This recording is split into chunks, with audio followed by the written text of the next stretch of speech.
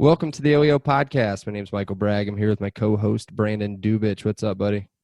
Dude, what is going on? What a win. Dude, is this team just not fun or what, man? I mean, how can you just not be ecstatic with Oh, what this team does? super ecstatic. Super. The game wasn't as much fun, but yes. W's are always fun, no matter what. I had more beverages than I would ever like to admit on air. That game was tight the entire way. Start to finish. We'll definitely get into it, but again, I think at the preview pod you said, we think things are going to be rosy, and they certainly were. So I can't wait to get into it. Yeah, for sure. So you were almost spot on with your game plan prediction and the way the game was going to go. 14-6 final. Your prediction, what was it? 16-14.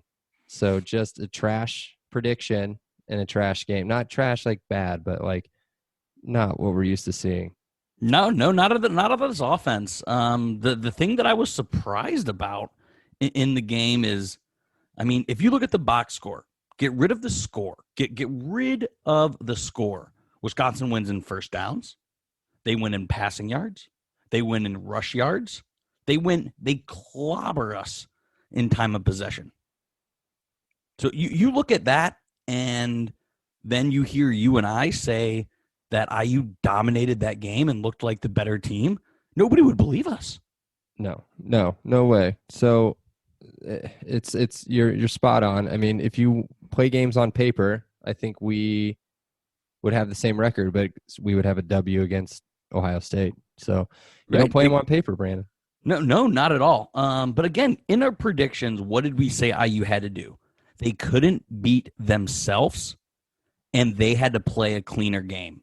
If you look a little deeper into that box score, Wisconsin had 8 penalties for 81 yards.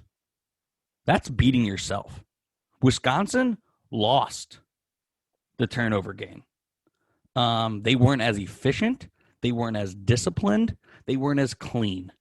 And when you're not those three things, you can overcome, or sometimes you just can't overcome those things despite you winning in other categories. And in my mind, Paul Chryst is a good coach. I'm not going to take anything away from Paul Chryst. But IU was the better coached, more disciplined, cleaner team on Saturday.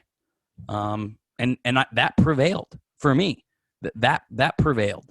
And it was utterly impressive. Yeah, definitely. So to go up there and literally they ran the whole game. I mean, not like physically running it, but they ran the whole script of the game. I mean, they took after the first, I think it was two or three drives, we flipped the field position, took the momentum, and then the only time Wisconsin kind of put a little bit of a scare into me, at least, was mid-third quarter, I think, going into the fourth. We had gone up 14-3. I think they came down and got a field goal and then put us in 3 and out, I think, is how it went. And it just seemed like, all right, well, here we go again. I mean, how many times have you and I either been watching IU or in Memorial Stadium and IU had a lead going into the fourth quarter against a ranked conference opponent? We've been there. We've seen where we've been up a touchdown going into the fourth quarter and we somehow lose by 2 touchdowns. Not just Memorial Stadium, every stadium I've seen them play a football game in. They're winning at some point, or they're just close enough and they've got the momentum, and then they screw themselves up somewhere along the way. But that's why this team is different. Totally different. And I want to put a little asterisk on this team because there isn't a thing they did Saturday that they can't duplicate. And that's the one thing we hadn't start this pod yet, after the Ohio State game, but you're not routinely going to put 500 yards on Ohio State. There were some things that happened in the Ohio State game that you just couldn't duplicate, right? What we did to Michigan, what we did to Michigan State, what we did to Rutgers, Maryland, Wisconsin, all of those things are carryovers that not even go game to game, can go year to year. And we've built up a big enough sample size to know, bold prediction here. This isn't a flash in the pan season. No, I don't think so. Some of the people I've talked to are saying that. I mean, just because we don't have any fans in the stands, or certain teams would have certain players missing. I don't think we've played anybody that was missing, a starting quarterback, or I mean, outside of Penn State, who unfortunately for him, Journey Brown had some other issues. But outside of that game and that team, we haven't played anybody that was missing anybody of any sort of significance. Yeah. No. Let's since we're talking about that, let's get a little micro into this game, and break it down a little bit. And let's start with them. And I want to just, again, because we can touch on our offensive players, and there were some standouts, some that we predicted. But I want to start on defense. What did you think of Mertz and Berger's performance on Saturday? You said flash in the pan just a minute ago, and I honestly, I think that's what Graham Mertz is. Mm-hmm. I didn't see anything from him that was special. That interception to Jamar Johnson, that's one of the worst throws I've seen all year. It was a bad one. It was no Lombardi throw or anything, but it wasn't good. Now this is his fourth game. Yep. Not a true freshman, a redshirt freshman coming in, not expecting to play this year. Had two great games to start off the game and a half. Yeah, sure. Game and a half, yeah. But as we talked about, we touched on that in the preview pod. Check it out if you haven't already. But two terrible defenses that he went up against. I mean, he didn't have a bad stat line, 20 of 34, 202, but that's it. And one pick that was basically Jamar Johnson just stood there and he threw the ball right in between the 2 and 2. 68.7 QBR. The thing that, I mean, if you're going to throw the ball 34 times, you got to go downfield. I mean, the thing that I saw, he had a 5.9 passing average. Now, if you look at that, and well, Jack Tuttle only had a 5.9 yard passing average, but he only threw 22 more times. That's a third of the time less. So that's a third of the less time being inefficient. If you're going to throw the ball 34 times, you cannot throw 5.9 yards a throw, because that is playing behind the chains. That is putting yourself in third and long situations, and that is not opening up the defense. So, I think both Mertz and the play calling really did him no favors whatsoever. Neither, like I said, neither himself or the play calling, because he's not a quarterback that should be throwing 25, 30 times a game. Yeah, I agree. As you were talking about that, I was looking at their skill position players, their wide receivers. They didn't look that bad. I mean, decent. I mean, they look like good Big Ten wide receivers, but they weren't getting open. And then, as you were talking, Ferguson's a beast. Yeah, Ferguson's bad. Dude. Yeah, he's big time.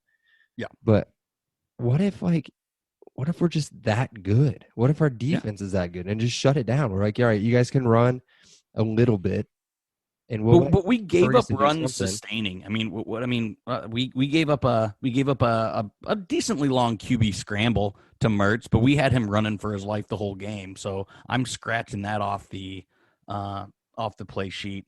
That was on that final drive, though, wasn't it? It was, yeah. Berger had a 20-yard run, and he looked good. I think he's probably going to be a 4-year back, and he's going to be a problem. But we largely contained him. Yeah, they'll be lucky if he stays 4 years. That dude is thick, and he like thick below. No, I don't want to say that. Not thick below the waist. He's got a big butt. But that's for the LEO podcast after dark. Exactly. Save that for later. He looks like a stereotypical mid 2000s Wisconsin running back. Like, that guy is explosive. He'll run you over. He can run around you. He's gonna be something to deal with in the future. And I did write stud next to him in my notes. That dude is pretty badass. Yeah. We touched. But I mean, largely, like, I mean, it's not like he, in Ohio State, their studs were busting 12, 15-yard runs repeatedly. I think he's firmly behind the freshman back there at Ohio State. Now, that's not too much of an insult to Berger, because those guys at Ohio State are very, very good. I think it was more our, for a nice little segue, I think we contained Berger for a lot of the reason that we controlled the offensive line. I mean, Seo and Jerome were just pushing those guys back. There weren't many lanes to run in whatsoever. So I mean, so he might be better than what we saw, but never once did I think, there were a few Ohio State drives. I was like, oh, here we go. They're going to march down the field because we cannot stop this run game. There wasn't a single drive that I thought that on Saturday. Yeah, I totally agree. Yeah, once we got to, we'd get them behind schedule. Sure, that maybe they'd have one big run, or maybe they'd pick up a first down on the next series. But we'd stop them on first down, and that was it. They didn't know what to do. They'd get behind Yep. schedule on second and 8, 2nd and 10, and they can't throw the ball. If they look for Ferguson, I don't know how many times he was targeted. 5 catches, 54 yards. I don't have a target number with it, but double digits probably. Yeah. Um, that's all they can do. They didn't throw really too much out of the backfield. I don't see Berger with any catches. I don't know if that's his strength or not. He targeted a couple of the wide receivers in Pryor and Dyke, but the run game doesn't scare me. I don't think, I think being without their starting center after the first play of the game or the first series, that came back to bite them at a little bit. I don't think the snaps were terrible. It wasn't like what Justin Fields had to deal with on Saturday, but the run game was not as scary as it. We mitigated it. I mean, it was largely mitigated, and we hit on it big on the preview pod. This game was going to be won on the offensive and defensive line, and we've just covered how we were able to win that battle on the defensive line. What about our offensive line? Keeping Jack comfortable. I know Jack ended up getting the game ball. But in my mind, he should have game glove. Did you see game it? glove. Did you see it? I didn't know. They didn't give Tom a game ball after the game, so he handed him one of his gloves. But he should hand that glove, cut it up every single finger, and hand it to one of his offensive linemen. Again, I said they had to keep him clean, they had to keep him comfortable, and they had to keep him in rhythm. That is exactly what that offensive line did. Gave up 1 sack, maybe. One sack. Gave up 1 sack, but largely he was able to step up and make throws, and keep us on schedule. Yeah, 3 quarterback hurries out of 22 passes. Yep. This is a comparison. Actually, we don't have any quarterback hurries, but we had 1, 2, 3. We had 3 sacks on Mertz. So basically the same thing. Instead of hurries, we just got home. Yep. Which is huge. I mean, when you don't go down, you don't go down. Again, it started with the offensive line. It ran through Tuttle, and can we talk about Stevie Scott, how hard he's running, and just the effort he's putting in? It's very impressive for what we hit on, that this team isn't a running team, and yet he doesn't get happy feet and try to dance. He doesn't try to do too much. He knows what he is, and he embraces it. Give me your thoughts on what Stevie did on Saturday.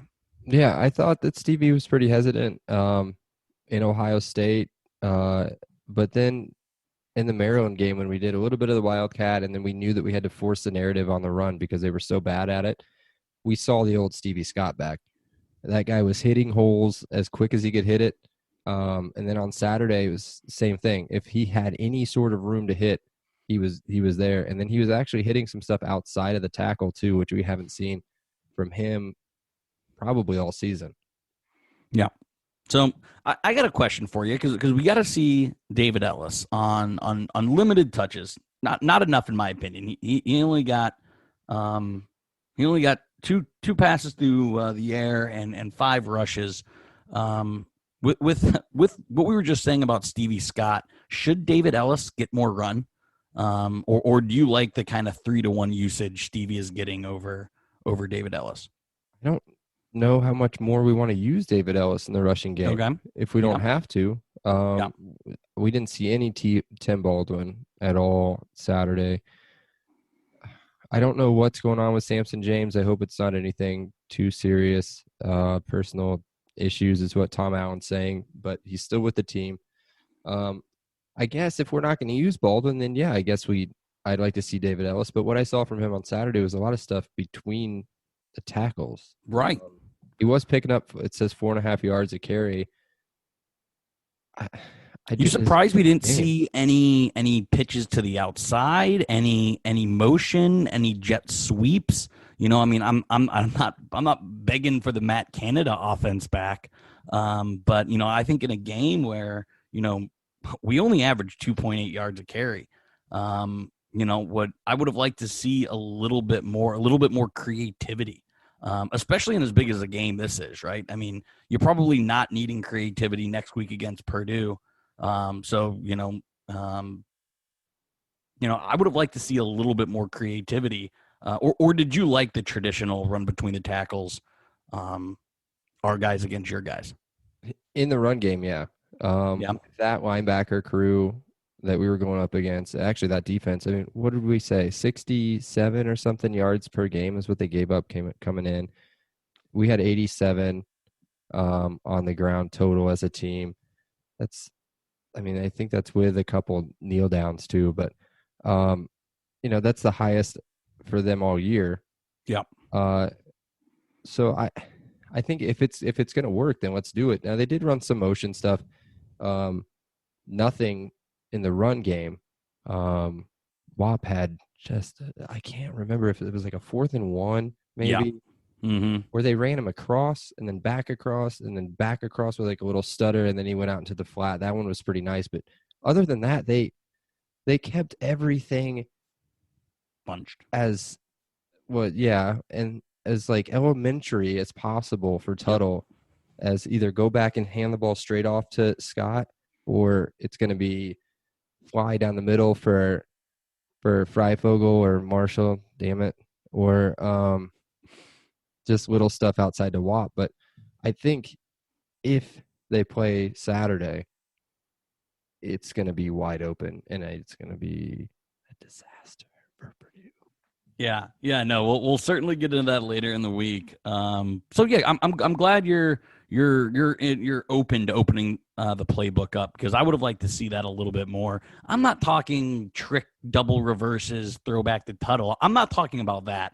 I'm talking about one-handed flips or shovel passes or jet sweeps, things that are just one move and go. But we end up not needing it. We are, and that's because of our defense. So let's transition over to that. And who gets your game ball? Even though I think everyone who watched the game and or knows knows that answer. Micah McFadden. I think he's Defensive Player of the Year. Probably going to win the Linebacker of the Year nationally, I think. If he keeps up, I mean, if they keep doing this the way that they're doing it, if they play Saturday, he'll have a big game. And then they've got, I mean, it looks like Iowa, I believe, coming up in the championship week, if that happens as well. If he keeps doing what he's doing, unfortunately, he's gone. But man, Saturday, he was a monster. That was the first note I wrote down. McFadden beast.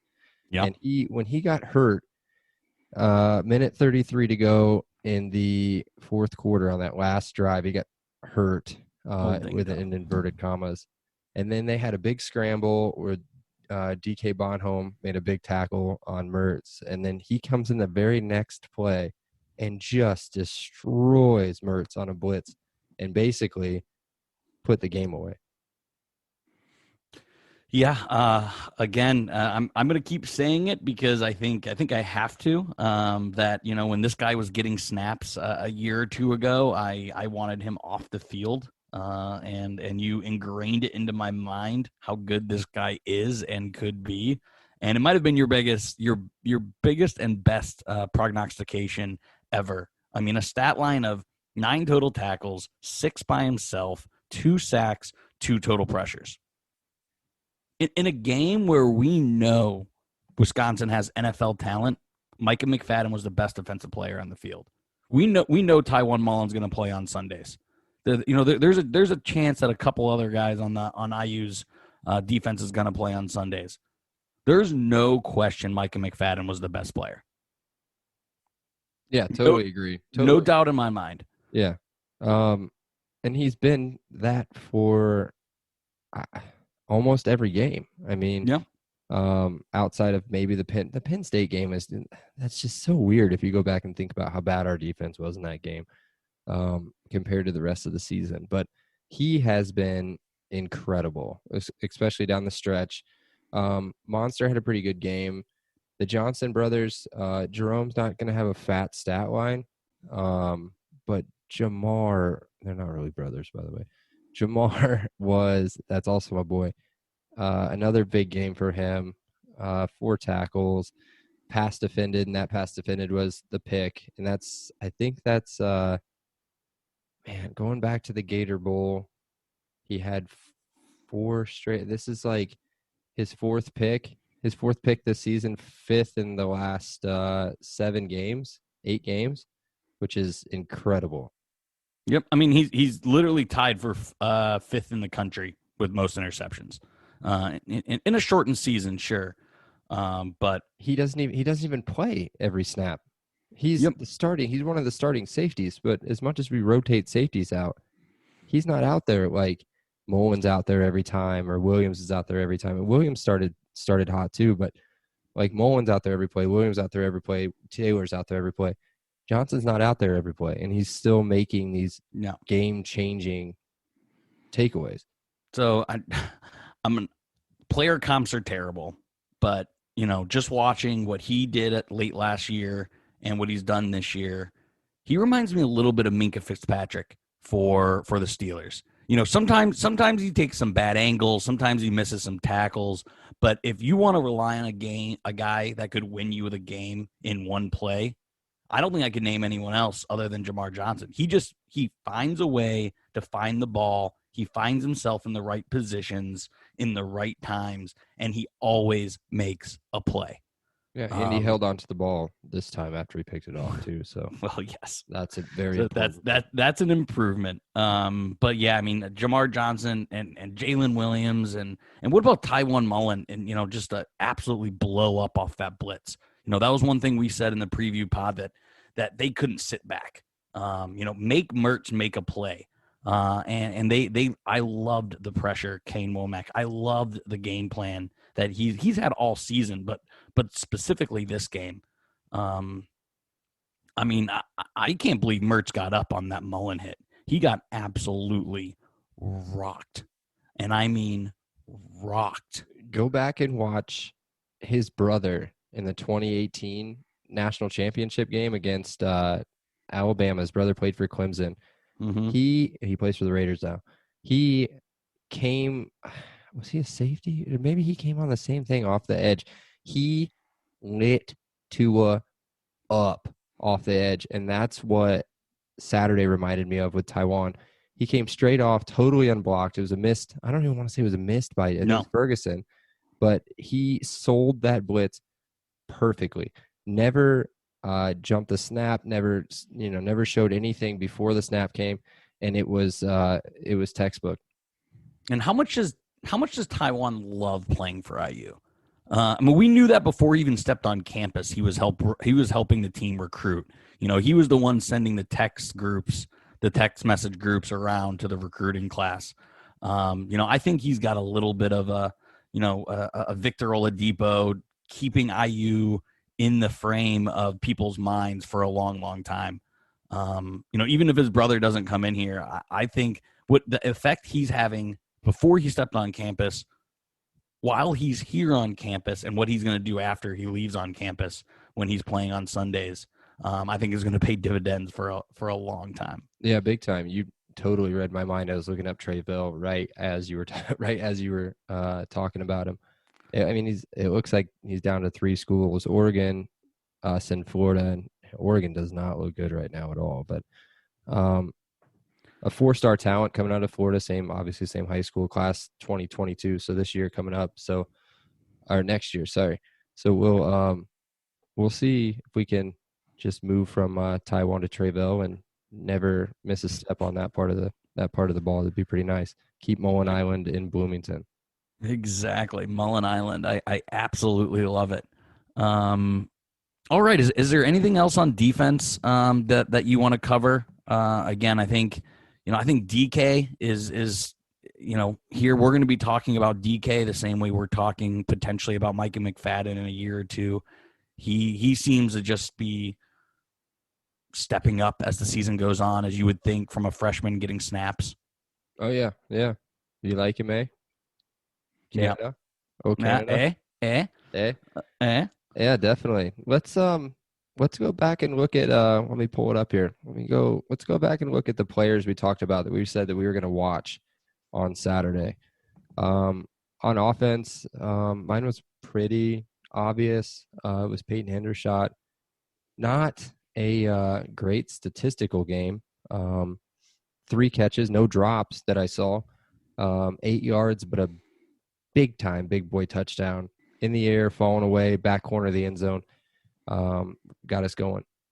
Yeah. No, I mean it's yeah, I mean I would have liked more targets to Hendershot.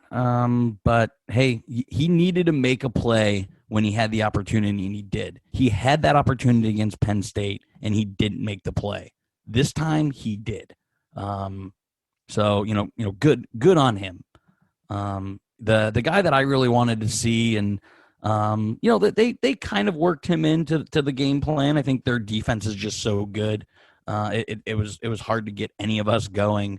I said WAP was going to have to make plays in space and have some yak for us. He did end up averaging about 12 yards a carry, and in my mind was our best offensive weapon production and just eye test wise out of WAP. What did you think? Whopper was big, man.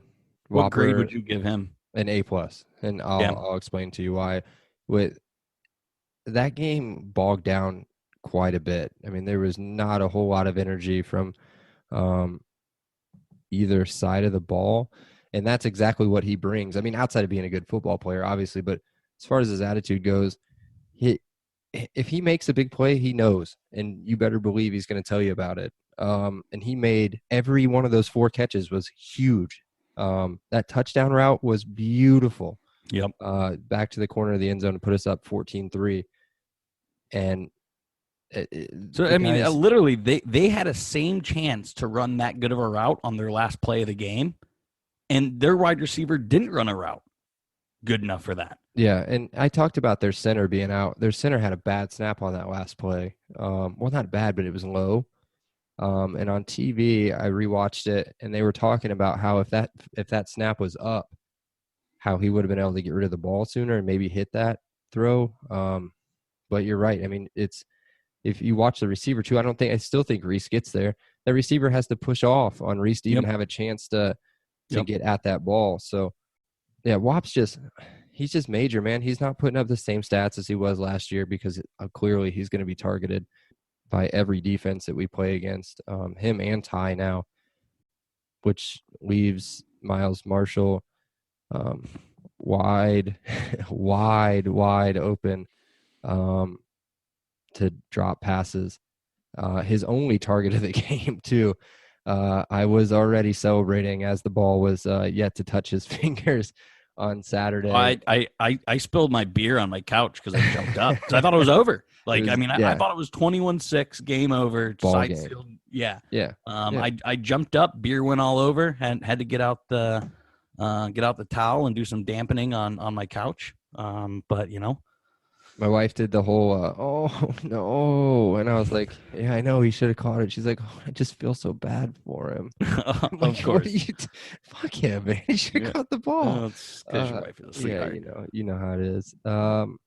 Back to not talking about her so much on here. On defense, I picked B Fitz and Jamar Johnson, and guess what, buddy? His stat line wasn't great, but B-Fitz had a big game, I Clean. think, on Saturday.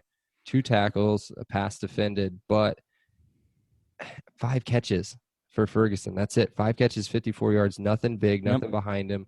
No blown coverages. He was there. No missed tackles from what I remember. He was pretty solid. And then obviously Jamar Johnson, we already touched on him for tackles and a pick. But B-Fitz, man, I remember I texted you some part in the game about him and made sure that you understood he was balling out. Yeah, I mean, I was harsh on him. I certainly called him out, so that's why I'm going to take credit, saying he definitely listened to the pod before he warmed up for the game, and he was like, "No, I'm not going to let the LEO podcast call me out again." And yeah, it was his best game of the year, and we needed it. It was his most important game of the year. So no, good on him. Good on all the safeties, especially we really hammered that home. Before the game, and really held probably the best offensive player on both sides in check.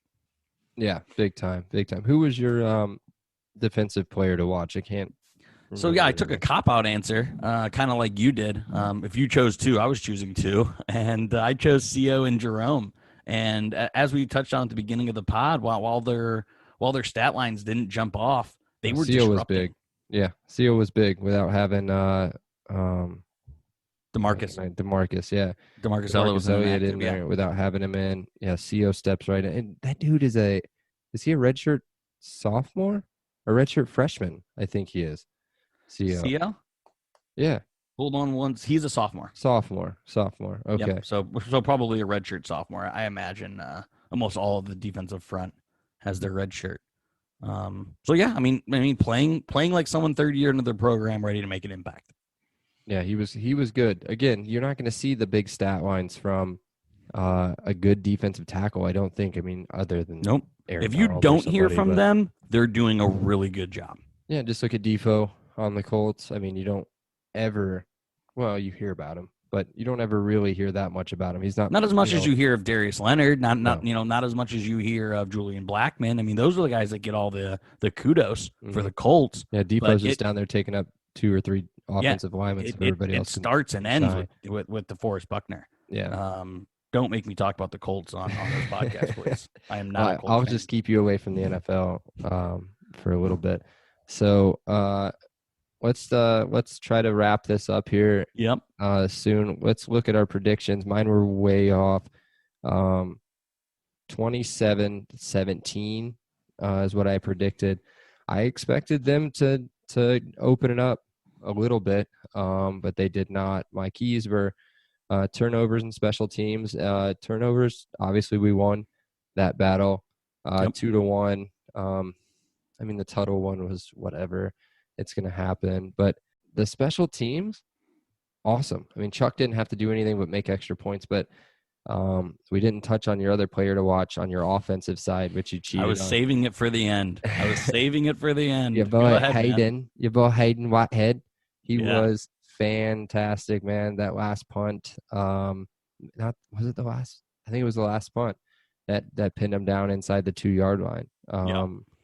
Was a major turning point. And we needed every bit of those yards, it turned out. You know, could you imagine if you put that in the end zone and they were 20 yards closer there at the end? That's what our defense does, though. We get them down to the 20 or the 30-yard line, and we just say no more. Yeah, no more for you. To be fair about your prediction, as soon as, because again, I mean, we both bring an outline to this, but we don't share notes because we want this to be as organic and natural as possible. We don't want this to be too scripted. But as soon as I question you on, hey, how are they getting to 44 points? To be fair, as soon as you started thinking about it, you started walking back that prediction. Yeah. So, again, listen to the preview pod if you haven't. So, yeah, I mean, I predicted 16-14. I thought Mertz would be better. It turned out that our defense didn't allow that to happen. I saw this being, a low-scoring game. I saw both offenses struggling. I saw turnovers from both teams. All things that I hit on. But, I think at the end of the day, Michael, we both predicted a win when Vegas wasn't, when the experts wouldn't. Who did you text me? Only Pollock picked us to win. Yeah, David So Pollock, and he hasn't. I don't think he's picked us all year. I think he's been very strong against IU. I think he actually took Maryland, not as a super dog either. I think he just straight up picked Maryland to beat us. Um, earmuffs and blinders, man. yeah, yeah, Earmuffs and blinders. Let's continue this. We don't know what this weekend holds. I think by time this podcast drops in about 12 to 15 hours, we'll have more information. Regardless if we have a game or we don't have a game, we're going to preview where we're at in the college football playoff. Signing week, I believe, is next week.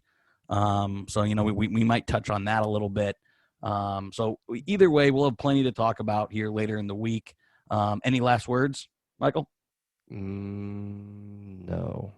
No, I mean, my thing, if what I saw our practices closed down for COVID, whatever it is, let's just hope our players being safe, putting themselves in the right positions.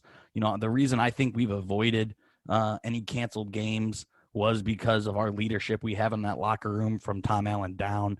So, let's just hope our team continues with that and we stay clean and we're ready to play either this Saturday or the Saturday after.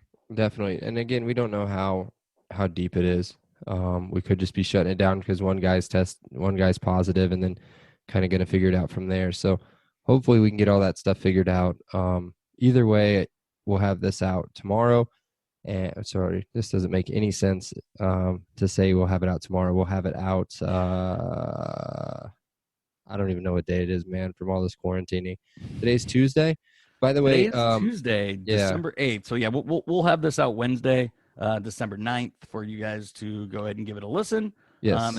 And then we'll have the pod out Friday or Saturday, kind of depending how things develop Awesome. the rest of this week. Awesome. So just a heads up for everybody. Usually we'll have the prediction or the post game pods out by Tuesday.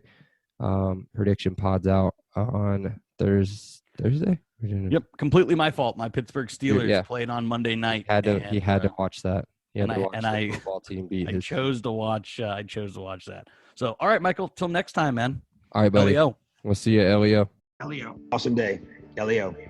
Thank you so much, Rick. I appreciate that. Leo. All right, great. Leo. Appreciate you guys. Leo. You're welcome, Dave. Have a great day. Leo. Have a great day. Leo. Appreciate you being here with us. Have an awesome day. And Leo. Oh, thank you so much. Leo. Well, thanks so much, Leo. Hey, thanks so much, Mike. Appreciate that. Leo. Appreciate you guys, man. Have an awesome day. Leo. Awesome. Leo. Leo.